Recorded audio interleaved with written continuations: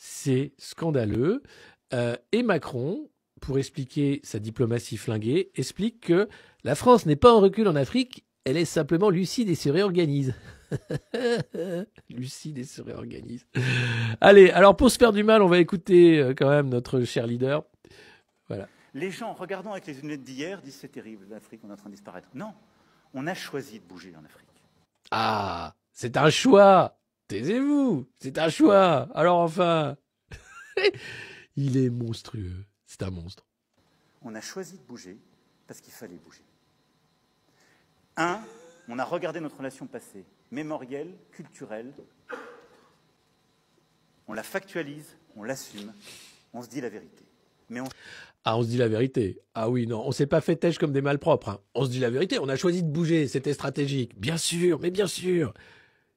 Quelle pipe. On ne cède rien à la désinformation et aux ingérences. Bien Deux, sûr. nous avions une relation sécuritaire. Elle était de deux natures, en vérité. Il y a une partie, c'était notre engagement contre le terrorisme, depuis 2013. On avait raison.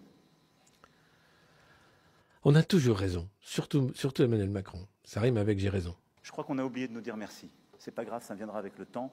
L'ingratitude, je suis bien placé pour le savoir, c'est une maladie non transmissible à l'homme. Ce mec est gravissime. On a oublié de nous dire merci. Ça viendra avec le temps, vous inquiétez pas.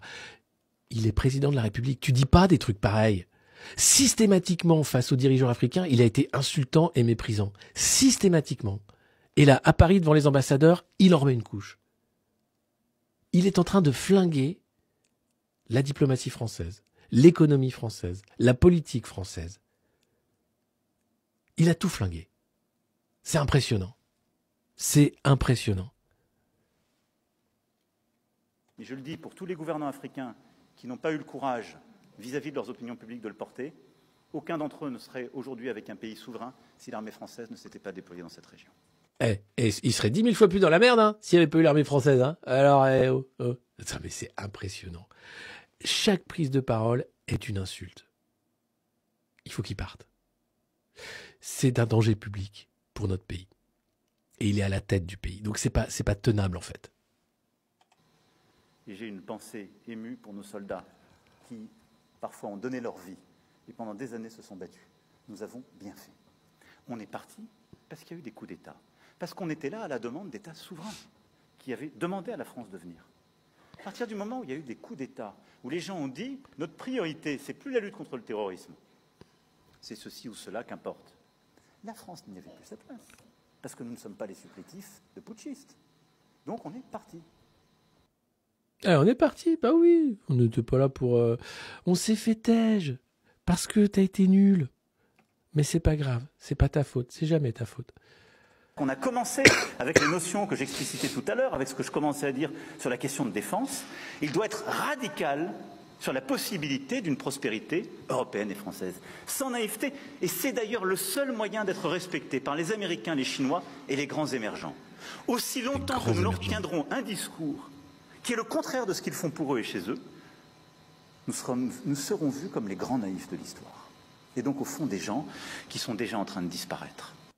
Ah, j'aime bien, parce que les grands naïfs de l'histoire, c'est quand même Jean-Noël Barrot qui va en Syrie voir des anciens djihadistes, toujours hein, d'Al-Qaïda, et parler d'inclusivité. Hein.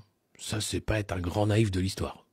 Ça, c'est être pile où il faut pour la diplomatie française. Ils savent qu'on est déjà en train de vieillir, que nous ne produisons moins que l'énergie, que nous l'achetons plus cher. Et là, ils sont en train de se dire, et en plus de ça, ils sont gentils.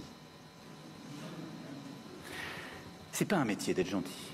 Nous avons proposé aux chefs d'État africains de réorganiser notre présence. Comme on est très poli, on leur a laissé la primauté de l'annonce. Et vous ne trompez pas, c'est nous qui l'avons... Et parfois... On est très poli. Le mec vient d'insulter l'Afrique, un continent énorme. Mais on est très poli. Il a fallu les pousser. Mais pas parce qu'on est poli, correct et qu'on se réorganise nous-mêmes, qu'il faudrait que ce soit retourné contre nous en disant ils sont chassés d'Afrique. Je peux vous dire que dans bien de ces pays, on ne voulait pas enlever l'armée française ou même la réorganiser. Mais on l'a assumé ensemble. C'est ça le partenariat. Et donc oui, nous sommes en train d'ouvrir un partenariat de sécurité et de défense nouveau. Nouveau, c'est nouveau. Oui, c'est nouveau. On repart à zéro, sur des bonnes bases. Comment ça, tu veux plus me parler? Oh, dis donc, mollo, toi. Hein. Non, mais il se prend pour un caïd. Il se fait jeter de partout. C'est notre pays, quand même. Oh.